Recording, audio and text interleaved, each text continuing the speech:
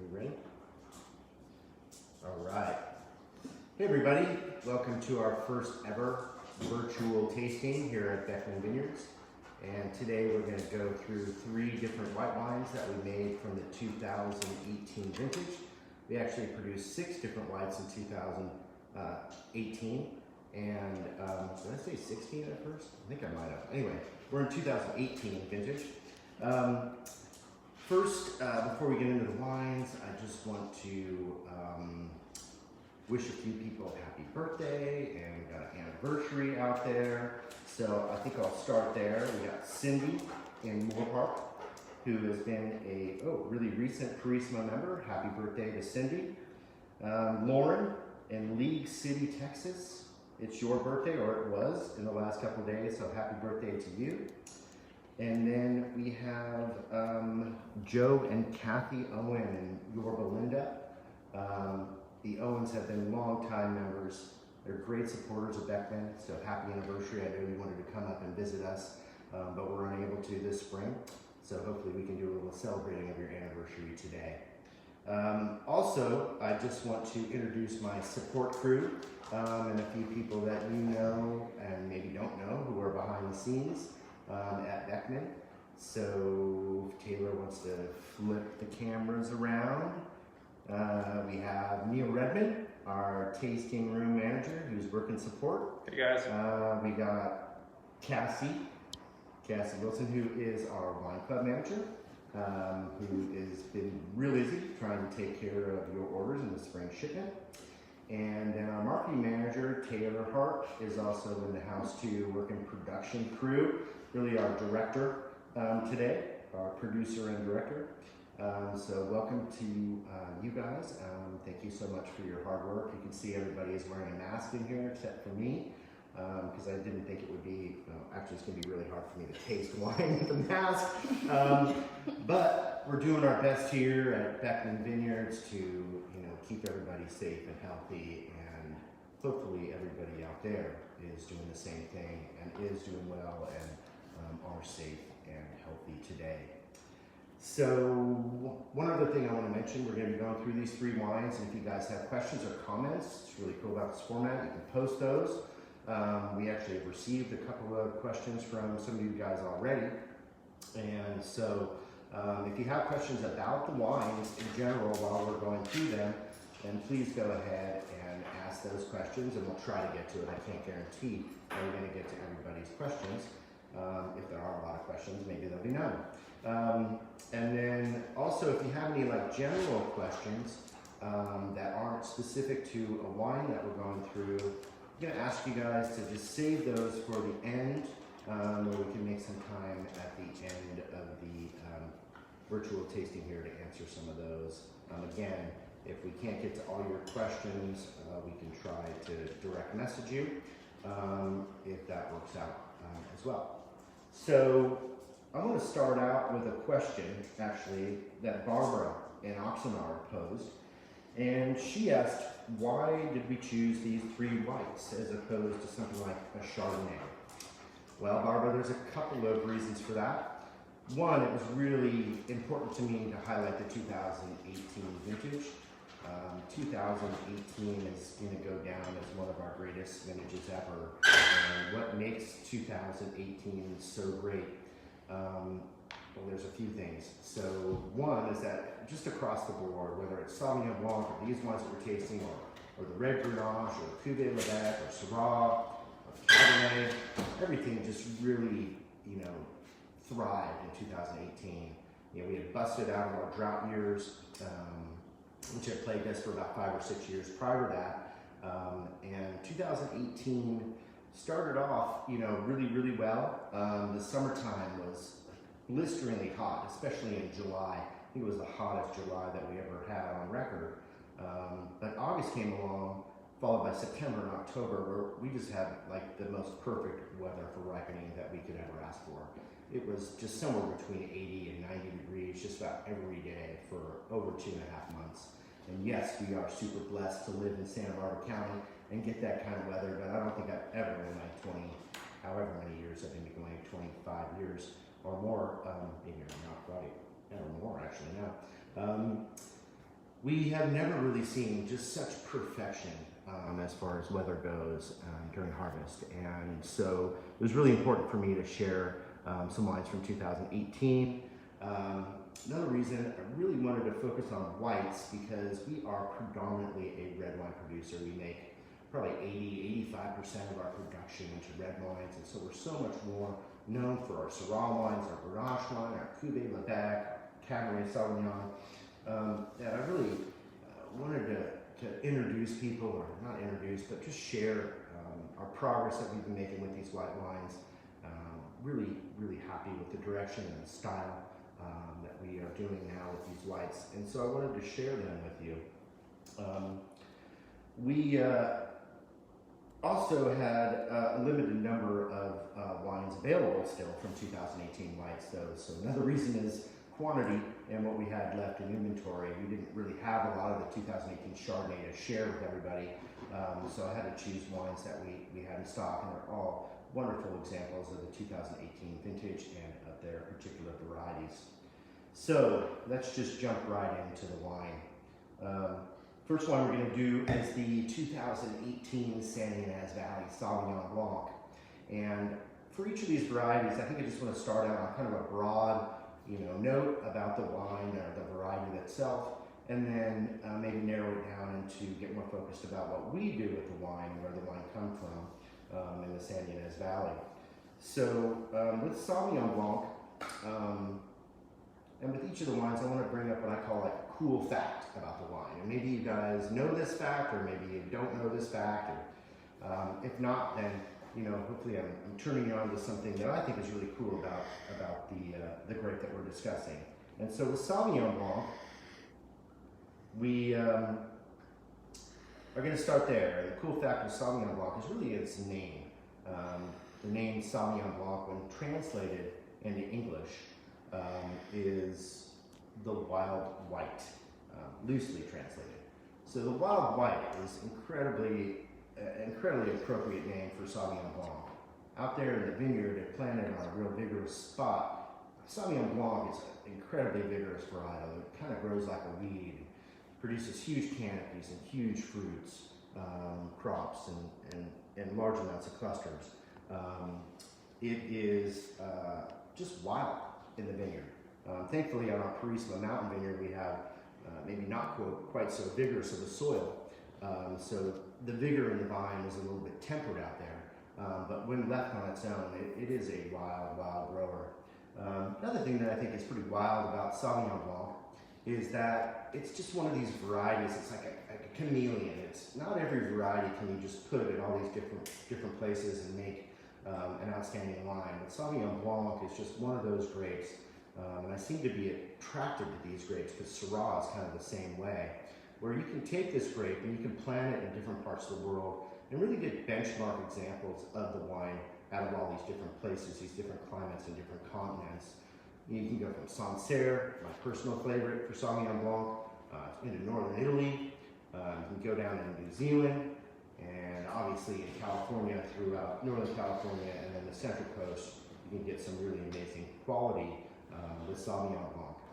Amazingly enough, it could be a totally different wine from Sancerre versus, let's say, New Zealand or versus California, but equally outstanding, just a different expression of Sauvignon Blanc. And I think that's just something so cool about that grape, that it can make such different styles of wine, all be Sauvignon Blanc, and all be, wonderfully delicious and benchmark examples. So, with that said, let's narrow the focus in a little bit to the Sancerre Valley, and to this particular wine, the Sancerre 2018 Sauvignon Blanc. So this wine is one of the few wines that we make, actually two wines that we make, that come from a lot of our own fruit, but also from some purchased fruit. So there's a couple of vineyards that we buy, and only about 10% of this wine is from purchased fruit.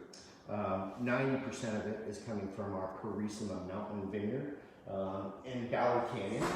And we have a map here of Carissima mountain vineyard. Hopefully everybody can see that. We have a couple of different blocks of Sauvignon Blanc planted. The original block is block 1 down here, and this section is all grapes that we use for the San Ynez Valley Sauvignon Blanc. We also have another block up here, block 7, which back in 2018 was Sauvignon Blanc. It's actually been pulled out and planted to different things now. So this map needs a little bit of updating when we actually start producing from those grapes. So this is more of a hillside block here. Very lean soils up here, really about half the vigor of the vine and crop of the vine than what we get in block 1, which is really probably the flattest block in Carissima, which is all these hills. So this block is quite large, the rows are quite long. I believe the longest row might have upwards of, 500 vines from the bottom to the top. There's a little bit of a transition of soil that happens in this part of the vineyard too, as we get the clay and limestone filling in the upper part of the block. And then in Ballard Canyon, we slowly kind of change soil types as you get down to the bottom of Carissima, and then in the southern part of Ballard Canyon, which is going to be down here off of the map, where it gets really, really sandy. So we have kind of a sandier part down here on the bottom, and more clay up in the top, and a little bit of limestone, and then this kind of more limestone-laden hillside up here in block 7. All right, Here's my dog Otis. We're going to take a quick little break and just see Otis. Otis! Otis. So Otis is my 9-year-old lab. There's Susan. And he's joining us today with my wife, Susan. You can probably see as well. Yes. So he needs to put on a mask. Big fans. So about 90% of this wine comes from our Carissima Mountain Vineyard in Ballard Canyon. 5% of the wine comes from a vineyard in the Los Olivos district, which is the area that the winery property, the winery vineyard, is in. So just a little bit east of Ballard Canyon lies the Los Olivos district. And we buy from a vineyard that we cannot name the name of, so it's going to remain a mystery. But it provides some really great, fruit for us for this wine. And then we're going to move out into Happy Canyon, which actually has become the kind of AVA, the appellation for Sauvignon Blanc. I think there's more Sauvignon Blanc in the Happy Canyon appellation than any other in San Ynez Valley now. So really for the variety, we have a great picture of this wine of Sauvignon Blanc grown throughout the San Ynez Valley, west out in Ballard Canyon, a little bit east in Los Olivos, and out there in Happy Canyon. Now in Happy Canyon, we actually used something called Sauvignon Musqué. And Sauvignon Musqué is actually not a clone of Sauvignon Blanc, but it's been determined that it's its own variety of Sauvignon Blanc. And the Musqué can really add, it was named Musqué for its high aromatic quality. The Musqué is something actually that's planted quite a bit in Bordeaux. And we have smatterings of planting of this Musqué Sauvignon Blanc, or Sauvignon Musqué, planted throughout California and a little bit out there in the Happy Canyon area.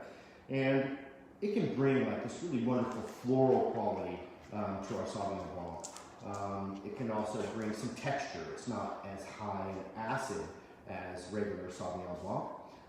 So it brings a little bit more mouthfeel, a little bit more roundness to the wine. And I think when we get into tasting the wine that you'll actually see that even at just 5%, that Musqué is having a good influence both aromatically and texturally on the wine. Sorry, I need to speak louder, apparently. Maybe we should bring the microphone out. Oh, we didn't get the microphone. The microphone is somewhere in UPS land. So anyway, I'll just do my best. I've been known to be a quiet talker, but I can turn it up when I need to. So just jumping into our growing of Sauvignon Blanc a little bit more.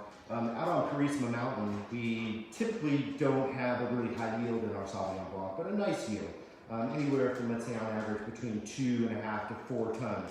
Now, in 2018, we were probably closer to that 4 ton. As I maybe mentioned, but maybe didn't, 2018 was not only great because it delivered us great quality, but it also delivered us some pretty fantastic quantities. So on top of having wonderful quality, we have quite a bit of wine from that vintage, which is always a really, really nice surprise when that happens. Really, honestly, from a grower and winemaking standpoint, I can't ask for any better conditions. But out there in the vineyard and in our block, meaning block 1, we do multiple picks, and then we'll ferment those all separately. So we typically start in the sandier part of the block. That's typically the bottom part and the part that ripens first. Our Sauvignon Blanc out there typically ripens, and in 2018 it ripened in the second half of September.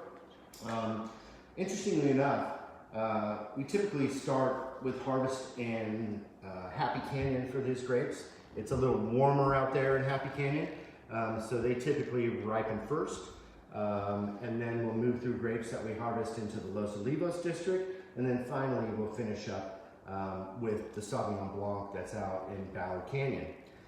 Typically, we have 3 to 4 weeks of difference between when we start picking Sauvignon Blanc in Happy Canyon to when we start picking Sauvignon Blanc out here in Ballard Canyon, which is a pretty big gap of time, honestly, for these AVAs to literally be 10, maybe 12 miles apart. To have 3 to 4 weeks of ripening difference is pretty substantial. 2018 was a little bit later harvest. We've been on this kind of early track over those drought years. Things were ripening and harvesting really early. But 2018 was a little bit more normal. We had our harvest more starting at the end of August for the Happy Canyon stuff, and like I said, in the 3rd through the 4th week of September for our Carissima mountain fruit. So again, this wine is this really cool blend of the greater San Ynez Valley, predominantly Ballard Canyon, a little bit of Los Olivos district, and a little bit of Happy Canyon. So when we get into the wine, we can talk about a little bit about how it's made and some of the decisions that go into picking this grape. But we typically like to stainless steel ferment our Sauvignon Blanc, and that would be whether it's from our own vineyards or vineyards that we purchase from. Now, historically, we've been making Sauvignon Blanc since 1994, and way back then, we actually used a lot of barrel. We did a lot of barrel fermented Sauvignon Blanc, and actually introduced quite a bit of new oak into the wine. As Carissima came online around 2000, 2001 vintage, we completely kind of dropped the whole barrel aspect and went with a stainless steel style. So you're going to get like a fresher quality out of the stainless steel wine. You're not going to get maybe some of the roundness and body that you would get in a barrel fermented wine, although this wine does have some nice texture to it, but maybe a different texture, not as kind of fat and rounded as what you would get out of a barrel. So the difference there is that you have an oxidative process going on in the barrel that you do not have going on in the stainless steel. So that oxidation helps to bring some more roundness to the wine, whereas that stainless steel is going to keep it a little bit edgier and a little bit crisper. The stainless steel also traps a little bit of carbon dioxide into the wine that gives it a little bit, hopefully, a perkiness that you maybe would not get out of a barrel fermented style. So when we bring these grapes in, we basically put them straight into the press. They're done with a whole cluster pressing. After they're pressed, the juice is settled for 2 to 3 days to clarify it. So we like to ferment a pretty clear juice when we ferment Sauvignon Blanc. So our tank ferments really allow us a couple things. And really the main thing that it allows us is a really long and slow and cool temperature controlled fermentation, which is really important for us with a grape like Sauvignon Blanc, where we want to really focus on those aromatics, and the tank fermenting really allows, in that long, slow, cool fermentation, it really allows those aromatic, those compounds to build into the wine. And so really it's a wonderful thing. These fermentations can last 3 weeks, they can last up to 4 weeks, and once they're done fermenting, they're basically kept in the same tank. Although when you ferment in tank, you have to lower the level, because as you ferment, the wine grows. So if we filled up the tank all the way up, we're going to have wine and fermenting wine going all over the winery and down the drain, and we certainly don't want that. So we fill these at fermentation height during fermentation, and then quickly, once the fermentation ends, we'll top these tanks up, and then we will let them age on their gross lees, which is basically the stuff that all settles to the bottom of the tank. So there's a little bit of grapes in there, there's some yeast in there, some other things, maybe a little dirt, maybe a few bugs in there too, possibly. So we let all that settle out and then get it ready for bottling. We don't do a lot of treatment on this wine as far as prior to bottling. Sauvignon Blanc can be a little bit unstable in its protein. Yes, this wines have these proteins in them. And what happens if you bottle a wine, there's nothing wrong with these proteins, and there's nothing wrong with you not finding them to get rid of these proteins. But if you don't get rid of the proteins or stabilize the proteins, then you can bottle a wine that looks clear when you bottle it, but after a few months might start to kick up a haze. And typically in these wines, in a wine like this where we're making multiple thousands of cases of it, we want to have a clean and stable wine that goes into the bottle. And so we actually use bentonite clay for fining this wine. But other than that, and other than putting it through a filter prior to bottling, it is basically bottled after it's been aged 4 to 5 months in tank, and then allowed usually a month or two to settle in bottle prior to its being released. So we are actually at the tail end of the 2018 vintage, and maybe I should get into tasting the wine since I've spoken so much about it already. So I think something that really pops out to me in this wine aromatically is that a little bit of 5% of Muscat is kind of peeking through on this wine to me. And I think it gives the wine a nice little floral quality, maybe not floral, but more like a white flower quality to it, to go along with its real citrusy fruit base. And that's really what we get out on Carissima Mountain, and looking to get out on Carissima Mountain. This is real citrus flavors, whether they're lemons or limes, or sometimes they get into more tangerines, grapefruits for sure. The other thing that we also can get out there flavor-wise is like a more tropical kind of quality to our Sauvignon Blanc. Maybe some of our past Sauvignon Blancs had more of that tropical kind of quality to it versus the one that we're trying today. So We have a quick question from your viewers as you're tasting that. Can you explain how fining works in a little bit more detail? Well, I can try to explain how fining works. I don't know whoever came up with the idea to use bentonite clay to stabilize a wine, but it's really a brilliant idea for whoever thought of that initially. So really, what we do prior to fining the wine is to figure out how much bentonite it's going to take to stabilize the wine. So we do some trials in the lab where we actually take a bit of our Sauvignon Blanc. We actually put it through a filter, a little bench filter that we have in the lab, and then first thing we do is we add little micro doses of bentonite solution to our wine. Then after it's settled out for a little bit, then we'll actually put it through that little bench filter in the lab. And then once we have it filtered, we'll actually take the wine and we'll incubate it. And we incubate it basically here by sticking it in an oven at low temperatures.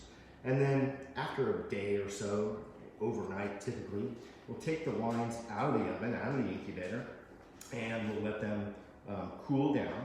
And then we'll just visually look and see which ones have haze and which ones don't have haze. And so what we're trying to do there is to get the least amount of bentonite and the least amount of haze when we're fining.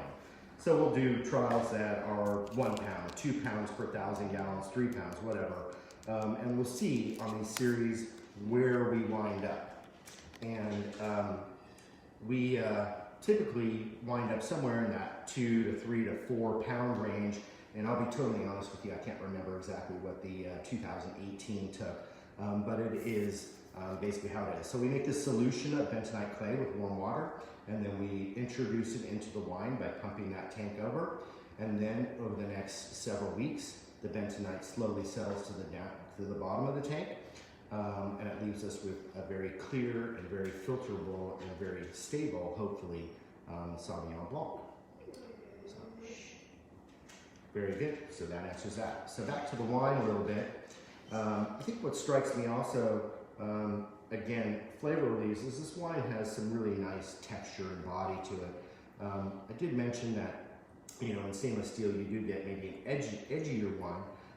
This particular wine has just a really wonderful body and roundness to it. I don't want to say it's creamy, but it's certainly got a smooth quality to it. And the other thing that we're looking for in Sauvignon Blanc is a nice acid profile. Really, that acidity helps to balance the wine, helps to carry the wine across the palate, maybe gives the wine a little bit of a juicy quality to the end of it, the finish of the wine, and then hopefully it carries that fruit on the wine's long finish. So, I don't know, we're really happy with this 2018. There's a little bit of this wine left in inventory. So if you like it, I would snatch up what's left before we move on to the 2019 vintage.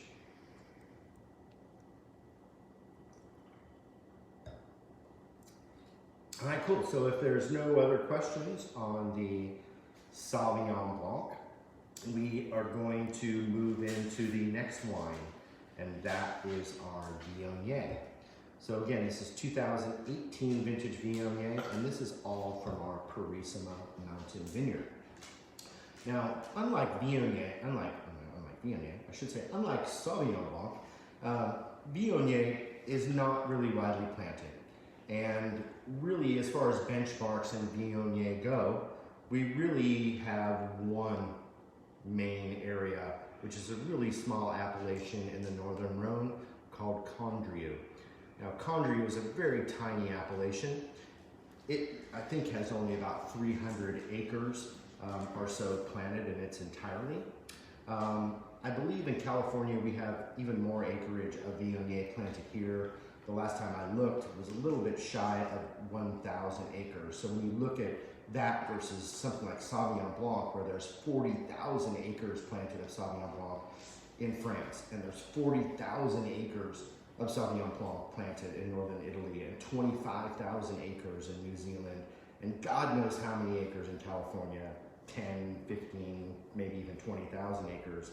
Viognier is just not that kind of grape. It just does not, you know, have the, let's say, versatility. It really needs a specific spot and a specific location to really thrive. One of the cool things, and my cool fact for Viognier, is that Viognier is one of the few grapes that are actually fermented and co-fermented along with red wine, and to make red wine. And actually there's an appellation in the northern Rhone called Côte Rôtie, and in Côte Rôtie it's very common for Viognier to be co-fermented with Syrah to make their Syrah wines. Now we're talking, I don't know, 2, 7, 10, 12%, so not a huge part of the blend. And some of you may be asking, why would they do that? Well, there's probably a couple reasons why. Again, they're in the northern Rhone, which is, can be a cool place to grow grapes, or a coolish place to grow grapes in a lot of years.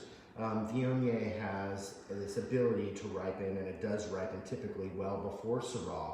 So in a cool vintage, they might look to the Viognier to add a little bit more ripeness to the wine. It also has this amazing capacity, and I'm not really sure chemically how that happens, to actually enhance color in a red wine. Seems kind of weird, you know, using a white grape to actually, you know, enhance color in a Syrah, which is typically a very dark grape. But I guess if you have a really cool vintage over in Northern Rhone, and you don't have the phenolic, the color development, then something like Viognier can, again, you know, aid in its production. Now we've done a couple of Syrah Viognier wines throughout the years, haven't done one for several years, and sometimes I'll even scoop a little bit into the Carissima Mountain Syrah, just depending on the vintage and whether it needs it. So that is a pretty cool little factoid about the Viognier. Now Viognier here in California and in France also, really, to me, there's kind of two distinct styles of Viognier. There's the kind of heavier style, which pushes the ripeness of it.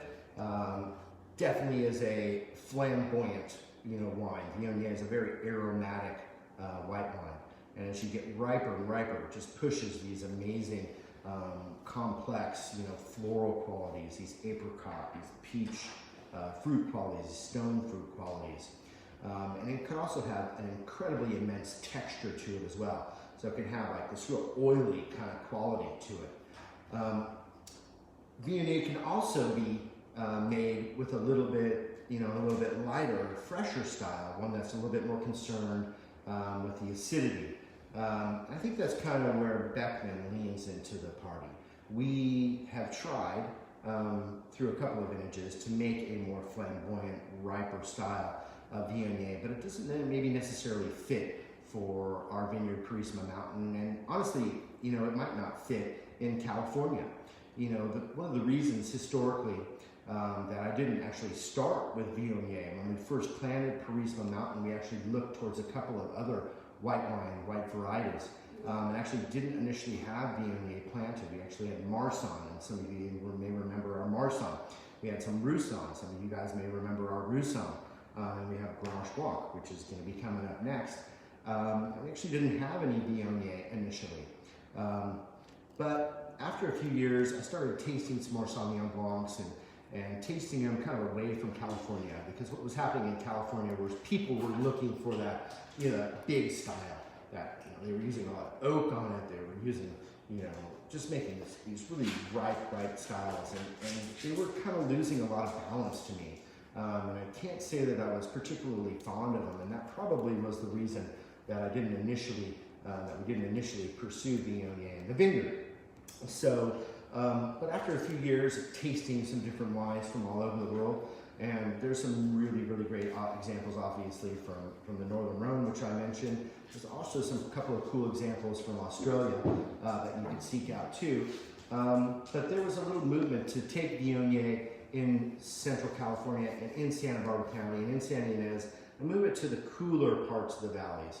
And it was in these cooler parts that I kind of found Viognier again, and kind of found something that we can really, fall in love with and really be successful with on Carissima Mountain. So again, I'm going to bring out the Carissima Mountain map and show you that this little strip, now I'm colorblind, and somebody's going to have to help me with the color there. Pink. What color is that? Pink. Pink. Okay, the pink little section right here was the original planting of Viognier. And this is actually block 5, this whole thing right in here. And block 5, really quickly rises. It's this really huge hillside that's just almost right in the middle of our property, in the middle of Carissima Mountain. That you can see has a lot of different varieties planted through it. You can't see the varieties, but it has different wines produced in it. So a lot of Cuvée Lebec actually comes out of block 5.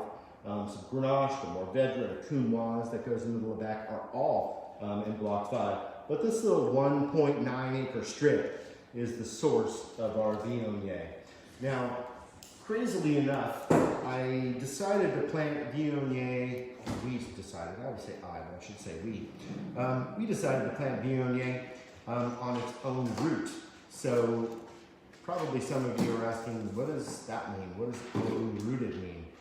Well, most of our vineyards are planted to a graft, right? There is a rootstock that's planted that grows beneath the ground, and then the variety is actually grafted and planted above the ground. We use rootstocks for a variety of reasons. The main reason is this pest called phylloxera. And phylloxera is a huge problem worldwide, a huge problem in California. And so many couple of decades ago, even more, they developed these rootstocks that were resistant to phylloxera. So most of the grapes that we have now in California and all parts of the world are grafted onto a rootstock. And rootstocks are really common outside of the grape world well. So many fruit trees, apple trees, peach trees, most of them are all planted to some sort of rootstock. Now the idea of a rootstock is really cool, and we definitely make a lot of great wine off of rootstock grafted vineyards. And why it's cool is that you can really, fit a specific root to a specific soil type. So they develop all these different rootstocks, and there's a number of different rootstocks out there that you can use. For us, we needed ones that were adaptable to the limestone. The limestone that we have on Carissima is a true driver in everything that we do, from our viticulture through our winemaking and through the flavor of the wines and how they're expressed. What I didn't know about Viognier when I planted it on its own root, and maybe some of you are asking, how is it planted on its own root? Well, it's really, really simple to plant a grapevine on its own root. You basically just take a dormant cutting. So we got some cuttings from a guy named John Albin from Albin Vineyards up in Arroyo Grande in southern San Luis Obispo County, who's kind of a, I wouldn't say kind of a, he is a legendary pioneer of Rhone varieties here in California, and somebody that I admire quite a bit. So we got some cuttings from John Albin, and we took those cuttings and we just planted them straight into the ground. So the buds above the ground give us the shoots and leaves and future clusters. It gives us the plant above the ground. But those same buds beneath the ground root.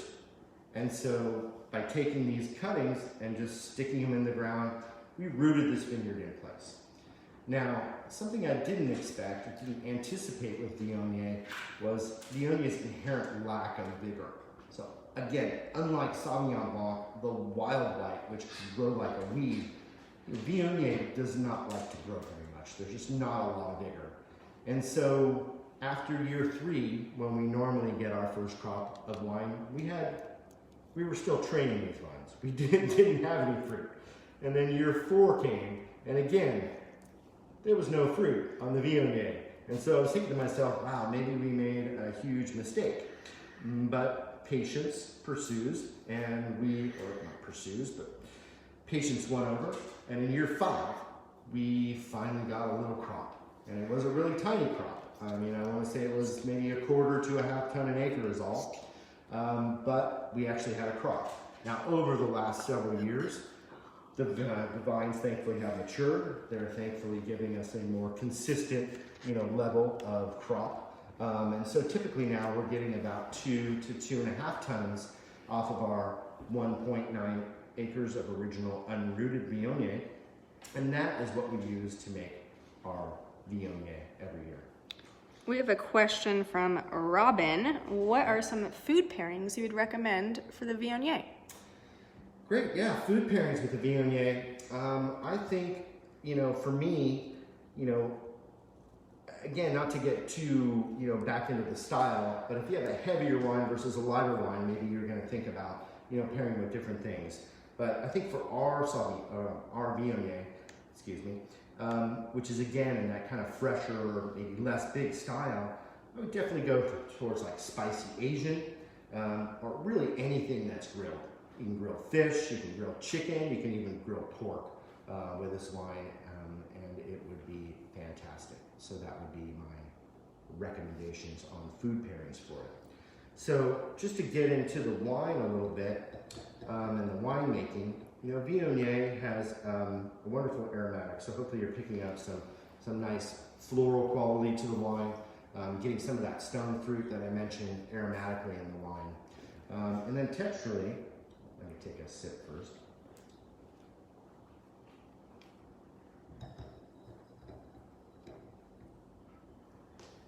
You get some nice, very elegant, rounded texture. I wouldn't say I would put it as oily, but it certainly has a softness and an elegance to it and a roundness to it that I really, really enjoy. And then on the end, you get that nice kind of freshness from the acid that comes through, which is really important. That really is a big determination as to what we do as far as style and crafting this wine. And what we do in order to preserve that acidity and keep it in the wine, get it in the wine, is actually we've gone to picking it a little bit earlier and earlier and earlier over the last few years. So I think our last big oily style of Viognier might have been in 2014, if my memory is correct. That was a very ripe year where everything had this massive amounts of texture. And then in 15, I kind of took a step back and said, I kind of prefer those lighter years that we made, and I think I'm going to stick with that style. So for the last several years, we've gone to just picking it a little bit earlier and earlier and earlier. And what that means is that, yes, it has lower sugar and lower potential alcohol, but it also has better acidity. Now, Viognier is not as acidic of a grape as either Sauvignon Blanc or Grenache Blanc. Maybe that was part of its struggles in California initially, is that it wasn't necessarily planted in the right places. So kind of circling back to that, it should be planted in cooler parts of California in order to preserve and bring balance to the wine with that acidity. I find the wine, extremely clean and extremely fresh. Really am excited about this stylistic choice that we made several years ago, and I really hope that you guys enjoy the stylistic choice as well. So I don't know if there's any questions that we have specifically in regards to Viognier, but one thing I will mention for all the white wines, since I'm going to kind of jump on that, is something called malolactic fermentation. We actually did have a question from Jenna in Minneapolis, and Jenna was asking about malolactic fermentation in our whites and why we choose to do it or why we don't choose to do it. And so I think for us, based on what I've said and kind of that fresher style, we're choosing to not put our wines through malolactic fermentation for our whites. It's actually something that we've done for a long time. Going back to our, original white wines that we make, we used to actually make a ton of Chardonnay at Beckmen back in the mid-90s, and that was actually our main white grape that we made. Even back then, when that malolactic, that buttery, creamy style of Chardonnay was so in fashion, we kind of looked the other ways and didn't allow our wines to go through malolactic fermentation. So perhaps I should maybe explain what malolactic fermentation is, in case there's a few people that don't know what malolactic fermentation is. Malolactic fermentation is a fermentation that happens typically after the primary alcoholic fermentation. Now you can inoculate for it, you can use a bacteria to get it going, or you can just let it happen naturally. For our white wines, obviously we're inhibiting it, but for all of our red wines that we make here at Beckmen, we allow them to go through malolactic fermentation and complete their malolactic fermentation. And what it is that it's a conversion of acid, basically. Grapes are picked with various amounts of malic acid in them. Malic acid is kind of like the acid that you would taste or feel in an apple, maybe a Granny Smith apple. When you bite into it, you get that real sense of crispness and maybe pithy quality to it a little bit. That's kind of that malic-y quality that it has. So we're converting that malic acid, or in these ones we're actually not converting it, to lactic acid, which has a more creamy kind of feel to it. Creamy, smoother, rounder quality to it. So you can see in those buttery, creamy Chardonnays why it's so important. Maybe also you can understand a little bit why it's so important in our red wines as well. Now for our white wines, and something that happens during malolactic is you actually lose some acidity. As you convert from malic to lactic, there's a drop in the total acidity of the wine. There's also a raising of your pH of the wine. So with that idea, we're trying to preserve the acid that we get naturally off of our vineyards. We're not big manipulators here, and maybe that's some of the reason why you guys like Beckmen wine so much, hopefully, is that we really want to make wines that are really naturally expressive of the vineyard that we're growing on and the climate that we're growing in. And so with these wines, we really want to preserve the natural acidity in the wine, so we inhibit the malolactic fermentation. And the main way that we do that is through temperature. So malolactic does not like to happen at cool temperatures, but would rather happen at more room temperatures or warmer than that. So temperature is one way that we inhibit it. Another way that we can inhibit it is very sensitive to low levels of sulfur dioxide. So we can use some sulfur dioxide, which one will help to stop and inhibit malolactic, and two acts as a preservative in the wine. So hopefully that answers the question about malolactic fermentation. So again, non-malolactic fermentation on our white wines. Something cool that I didn't mention actually on the Viognier is I didn't really get too much into how we make it in the winery, again, to preserve that kind of fresher style that we're looking to. So this wine is interesting in the fact we actually started off in a tank, and its primary fermentation happens in a stainless steel temperature controlled tank, much for the same reasons as we did for the Sauvignon Blanc. These aromatic varieties, these long, cool ferments allow us to build these, really cool aromatic compounds in our wines. So, but after that, we're also looking to have a little bit of that roundness, a little bit of that elegance and texture to the wine. So we take a portion of it and we age it after its primary fermentation in an older barrel, an older French oak barrel. And then we'll take another part of it and age it in a stainless steel barrel. We have these really cool, very versatile 75-gallon stainless steel barrels that we do all sorts of things in. And one of the things that we do is age about 60% of the wine into these stainless steel barrels and about 40% of it in those neutral French oak barrels. So again, we're looking to get that balance, getting the aroma from the tank ferment and getting that texture and roundness from the barrel aging, and then keeping that aroma and slightly more fresh, style from our stainless steel barrels. So hopefully you guys, enjoy the Jian-Yang. It's something that, I've become super proud of. Out of our 1.9 acres, we typically make around 200 cases of the wine.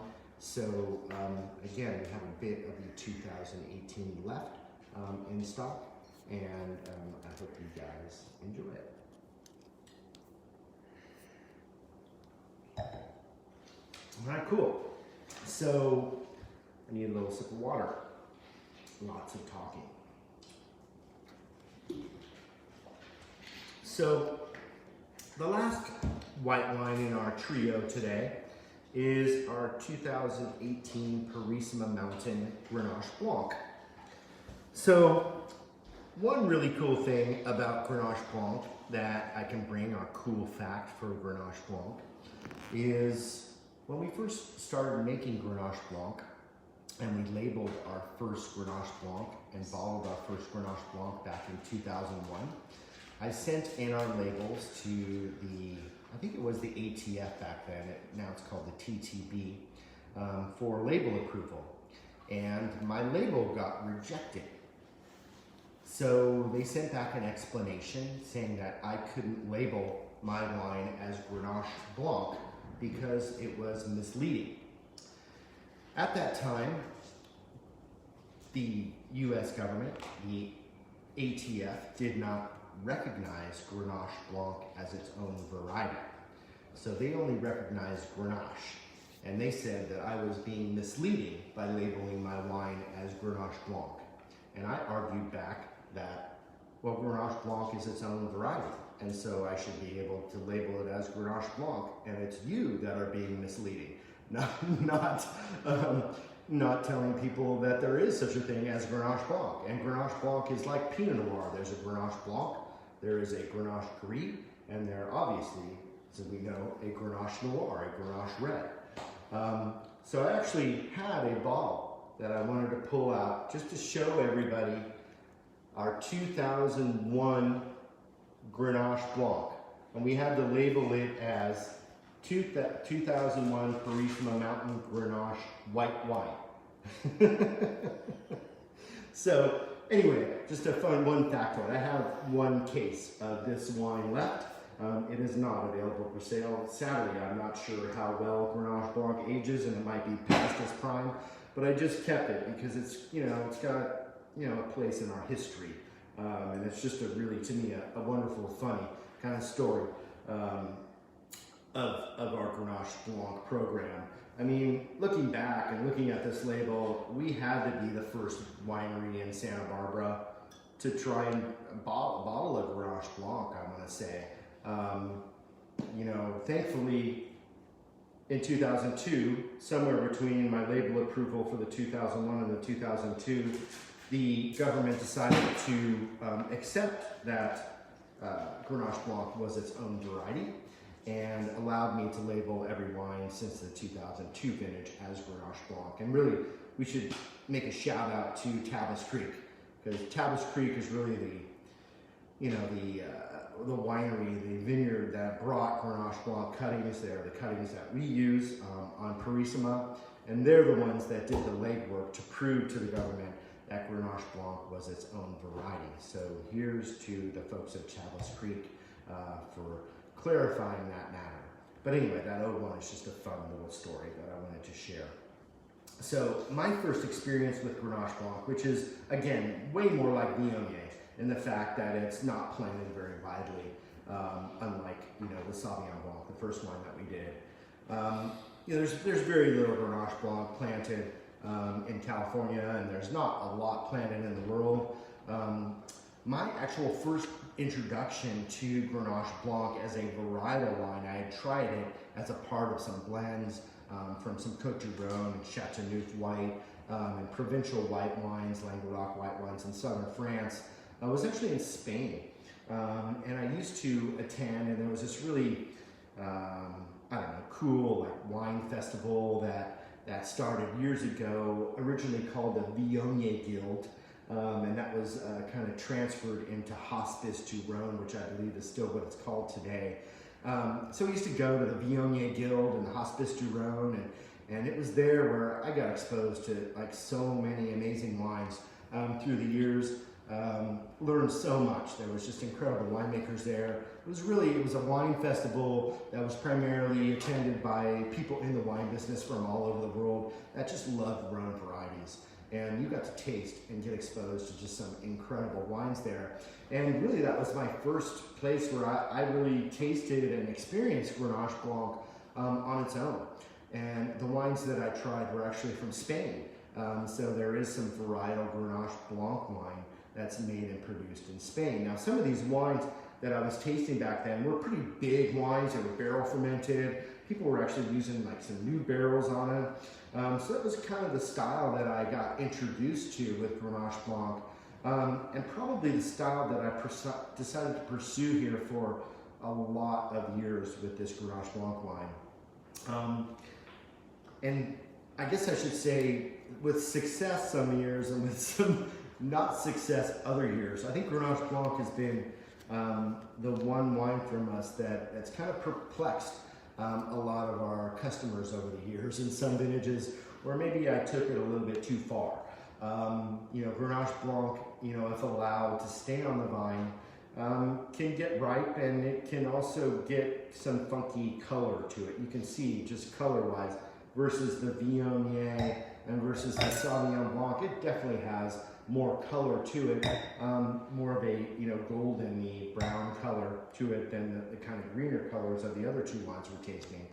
And maybe there was some vintages where I kind of took that a little bit too far. I don't know.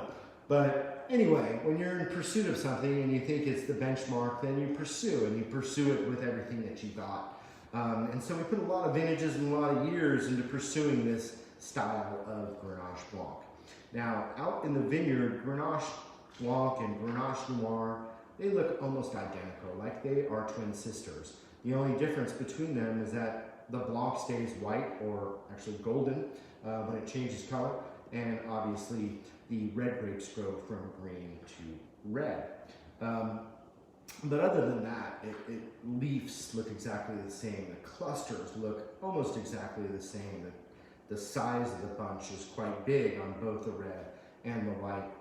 And so really we do a lot of our farming the same way as we do our red Grenache as we do with our Grenache Blanc. And I know I've touched on it on some videos, but I'll just touch on it briefly here. Excuse me. So with our Grenache Blanc, initially we had planted it into the style of the day back when we were planting these vineyards back in the late 90s, which is something called vertical shoot position. And so when you go to most vineyards, you see this. You see the perfect hedges that these vines are growing in. And while great for some varieties, maybe they're not so great for other varieties. And so as we started through our path on Grenache Blanc and Grenache Noir, we were doing this vertical shoot position, these hedge vines. And I think you still can use that type of growing in some climates, maybe cooler climates where you grow Grenache. But where we're a little bit warmer in Ballard Canyon, we kind of abandoned that idea, and we went just to more of what I call a sprawl. And then a lot of the newer vineyards that we do with the red Grenache in particular are planted to head train vines, because we find that it doesn't like to be, reined in. It doesn't like to be controlled. It wants to express itself, and we want it to express itself. And so we allow it to grow in the direction that it wants to grow. not only has it improved our quality of the wines that we make, both in the red Grenache and the white Grenache, but it also is way easier to farm that way. So I just wanted to touch on that briefly. And then we can get into a little bit of the wine. So I said initially we had made the wine in a pretty big style. We were looking for ripeness, we were looking for size and mass on this wine. And finally I just had to step back after all the hits and misses that we had with this variety. We just decided to just kind of take it in a different direction. And that kind of all started with this 2018 vintage, where instead of looking for the hang time and the ripeness that we were looking for, we decided to rein it back and pick it a little bit earlier, pick it at lower degrees of sugar, pick her with not as much browning to the wine. And believe me, I've had several bottles returned through the years because people just didn't kind of get the color of the wine. So with that said, moving into this wine, we still do some of the techniques that we initially did for that bigger style, just made with a little bit less ripeness, a little bit lower alcohol, and a little bit brighter acidity. So this wine, unlike the Sauv Blanc and the Viognier, is actually fermented in barrels. We use older barrels to ferment it because Grenache Blanc to me should still have this textural quality that we're going to get out of fermenting it in barrels. Like the other two white wines, we're going to inhibit the malolactic on this wine and preserve that acidity. So again, it has this weight and this texture to it and this roundness to it, but it also has this nice, crisp, kind of acidic, fresh quality that we're looking to get out of Grenache Blanc. Grenache Blanc is actually one of the few white grapes where I can actually taste the tannins and feel the tannins in the wine, really as grape juice. It can be kind of, maybe a little bit edgier, let's say, even as grape juice, which I think is pretty interesting.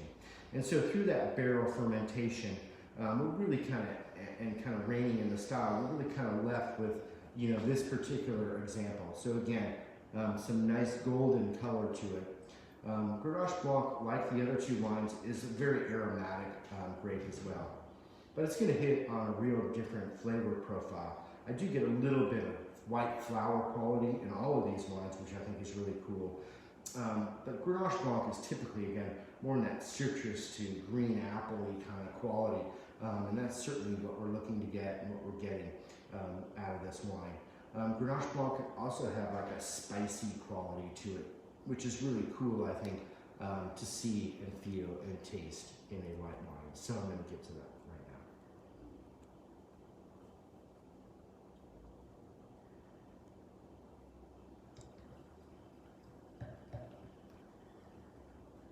So again, has that nice kind of roundness to it, kind of hits your palate and kind of fattens up a little bit. Really nice, pure aromatic quality, hitting on some of those varietal characteristics that I mentioned before. But the wine does have a little bit more grit. It has a little bit more, almost tannin-like kind of quality to it. Gives it this kind of juicy, kind of mineral quality, which I really enjoy. Kind of that pithiness that I mentioned with that malic acid. You can maybe kind of feel that on the back end, through the mid palate and back end of this wine, which I think is really cool.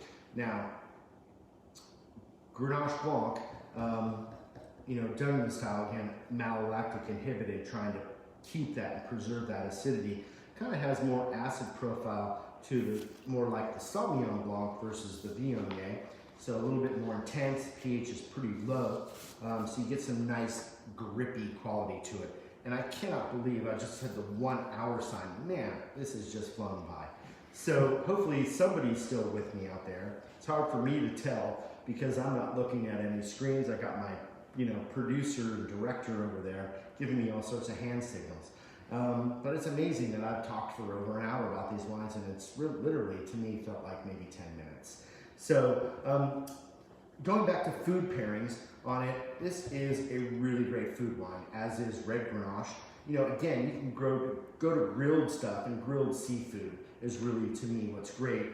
But I just really think Grenache Blanc, anything in sort of a cream sauce, is just really dynamite. So you can do chicken, you can pastas, seafoods, anything that has that kind of creamy quality is really going to balance well with this Grenache Blanc.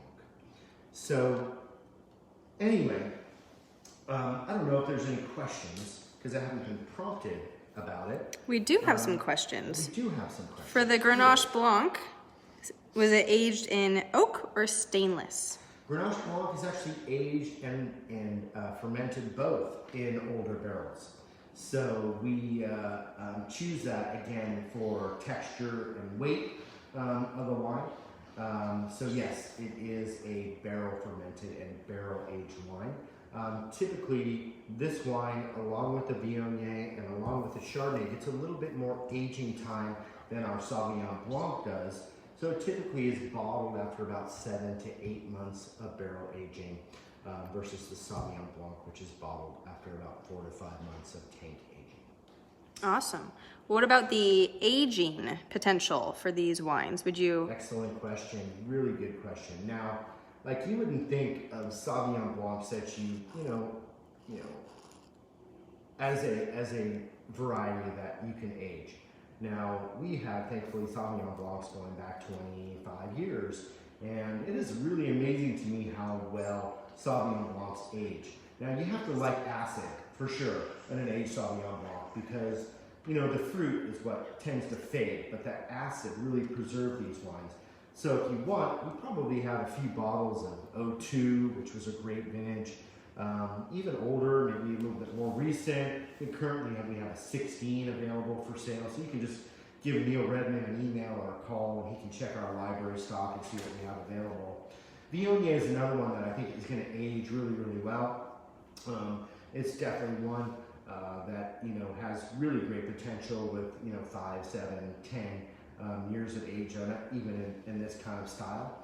Grenache Blanc, on the other hand, is one that I think that needs to be drank a little bit quicker. For some reason, Grenache Blanc tends to oxidize really quickly.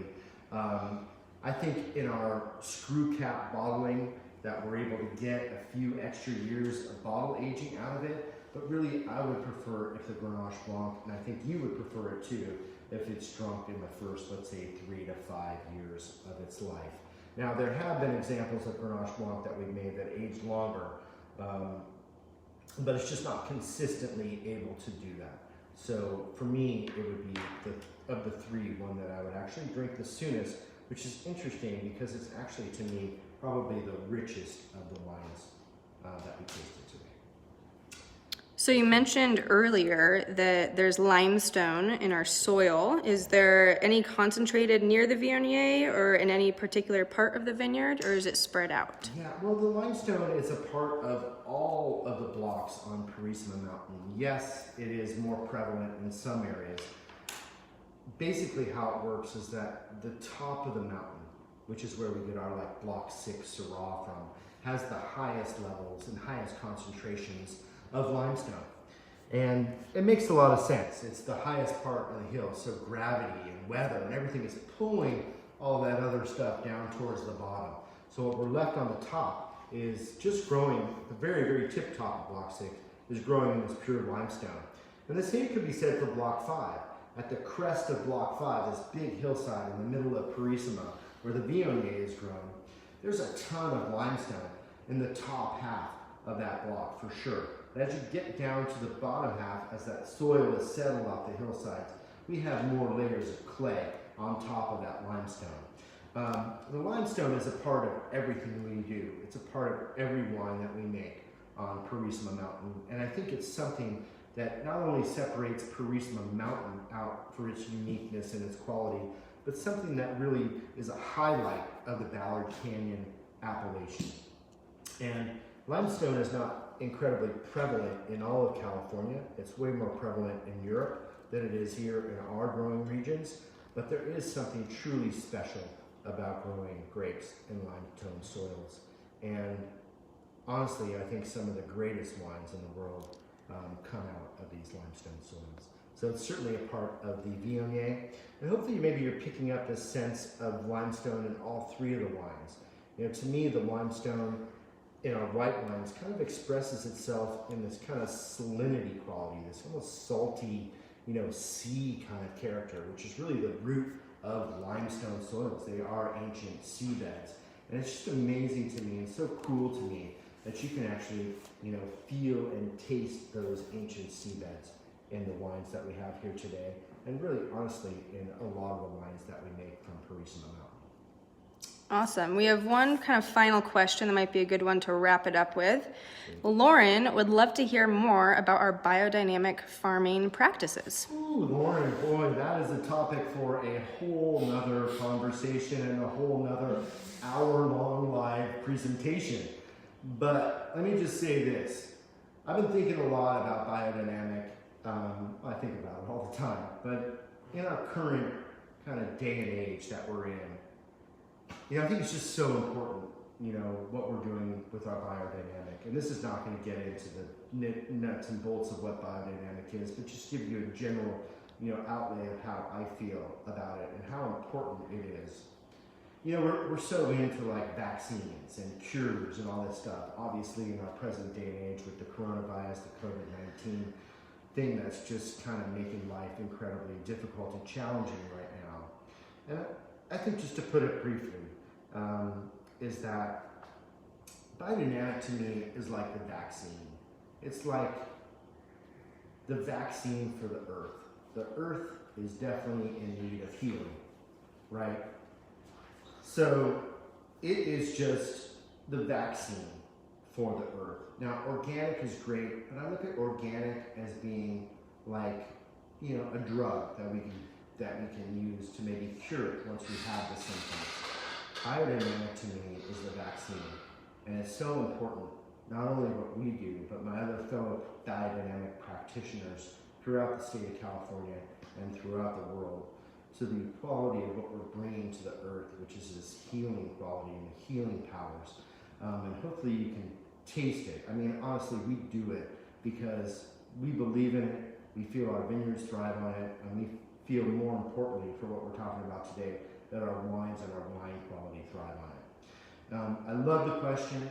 I think maybe we should do just a straight Q&A, hour, 2 hour, half day long biodynamic discussion at some point.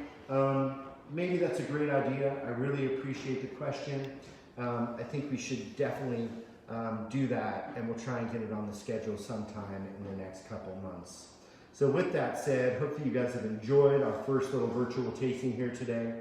I want to announce that our second virtual tasting is going to be put on sometime in the middle of May. I don't have a date for it, but it's going to be a focus on 2018 Grenache wines from Beckmen, our San Ynez Valley, our Los Olivos Estate, and our Carissima Mountain Grenache. We have a package available that you can get online right now. The official announcement is going to go out tomorrow, and so we'll try and schedule this for sometimes around the 15th or maybe the following week to do our Grenache virtual tasting, which will be number 2 in our virtual tasting series that we're starting here at Beckmen Vineyards. I want to thank everybody for joining me today. I've really enjoyed myself. I look forward to speaking to you guys in the next couple of weeks where we will talk about Grenache.